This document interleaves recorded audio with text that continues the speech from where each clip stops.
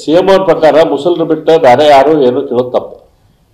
ಮುಖ್ಯಮಂತ್ರಿ ಸಿದ್ದರಾಮಯ್ಯವ್ರ ಪ್ರಕಾರ ಏನೇ ಕೇಳಿದ್ರು ಬರೀ ರಾಜ್ಯದಾಗ ಬರೀ ಮುಸಲ್ರು ಅಷ್ಟೇ ಕೇಳಬೇಕು, ಮುಸಲ್ರು ಬಿಟ್ಟು ಬೇರೆ ಯಾರು ಏನು ಕೇಳಬಾರ್ದು ಅವ್ರ ಪ್ರಕಾರ.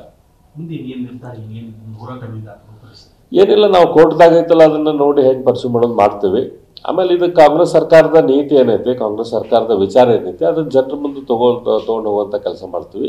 ಇವ್ರು ಮಾಡಿದ್ರೆ ಆತ, ನಮ್ಗೇನು ಅನ್ಸೋದಿಲ್ಲ ಇವ್ರು ಮಾಡ್ತಾರಂತೆ. ಮತ್ತು ಮುಂದಿನ ಸರ್ತಿ ನಮ್ಮ ಸರ್ಕಾರ ಬರ್ತೈತಿ, ನಾವು ಆ ಟೈಮ್ದಾಗ ಇಂಪ್ಲಿಮೆಂಟ್ ಮಾಡ್ತೇವೆ. ಇನ್ನೊಂದು ಕಡೆ ಸಾಮಾಜಿಕ ಜಾಲತಾಣದೊಳಗೆ ಸಮಾಜದವರೆಲ್ಲರೂ ಆಕ್ರೋಶ ವ್ಯಕ್ತಪಡಿಸ್ತಾರೆ, ಅಸಮಾಧಾನ ವ್ಯಕ್ತಪಡಿಸ್ತಾರೆ. ಏನಂತ? ರಾಜಕೀಯ ನಾಯಕರು ಹೋರಾಟ ಮಾಡ್ತಾ ಇದ್ದಾರೆ, ಎಲ್ಲರೂ ಹೋರಾಟ ಮಾಡ್ತಾರೆ. ಎಲ್ಲಿದ್ದೀರ ಮಠಾಧೀಶರೇ ನೀವು? ಇದ್ರ ಬಗ್ಗೆ ಧ್ವನಿ ಯಾಕೆ ಧ್ವನಿ ಎತ್ತಾ ಇಲ್ಲ ನೀವು? ಸಮಾಜ ನಿಮ್ಗೆ ಕಾಳಜಿ ಇಲ್ವಾ ಅಂತ ಹೇಳಿ? ಇಲ್ಲ, ಅದಾರ, ಅವರು ಎಲ್ಲರೂ ಅದಾರ.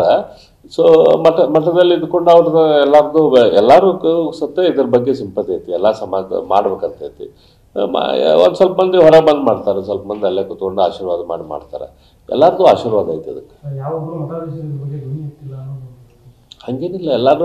ಎಲ್ಲರಿಗೂ ಬೆಂಬಲ ಐತಾಯ್ತು. ವೈಯಕ್ತಿಕವಾಗಿ ಸಾಕಷ್ಟು ಜನ ಮಠಾಧೀಶರು ನನಗೆ ಫೋನ್ ಮಾಡಿದ್ದಾರೆ, ಬೇರೆಯವ್ರಿಗೆ ಫೋನ್ ಮಾಡಿದ್ದಾರೆ. ಬೇರೆ ಬೇರೆ ರೀತಿಯಿಂದ ಅವ್ರು ತಮ್ಮ ಬೆಂಬಲ. ಪ್ರಮುಖವಾಗಿ ಅವತ್ತಿನ ಹೋರಾಟ ಮಾಡಿದ ಸಂದರ್ಭದೊಳಗೆ ನೀವು ಮೀಸಲಾತಿ ಬೇಕಂತೇಳಿ ನೀವು ಹೋರಾಟ ಮಾಡಿದ್ರಿ. ಇನ್ನೊಂದು ಕಡೆ ಅವ್ರಿಗೆ ಮೀಸಲಾತಿ ಕೊಡಬಾರ್ದು ಅಂತೇಳಿ ಸರ್ಕಾರನೇ ಇದು ಪ್ಲಾನ್ ಮಾಡ್ತಾ ಇದೆ.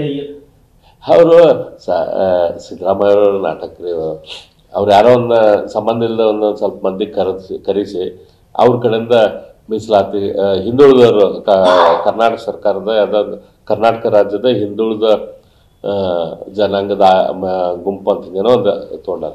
ನಾವು ಹಿಂದುಳಿದವ್ರದ್ದು ಮೀಸಲಾತಿ ಕೇಳಾತೇ ಇಲ್ಲಲ್ಲ.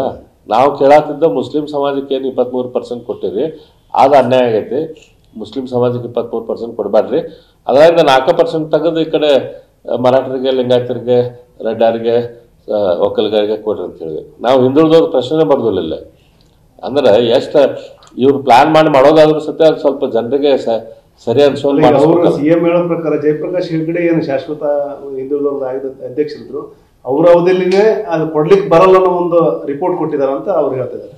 ಅವರು ರಿಪೋರ್ಟ್ ಕೊಟ್ಟಿದ್ರೆ ಎಲ್ಲೈತೆ ಅದು ರಿಪೋರ್ಟ್ ಕೊಡ್ಲಿಲ್ಲ. ಅದೆಲ್ಲೈತಿ ರಿಪೋರ್ಟ್ ಕೊಡ್ಲಿ.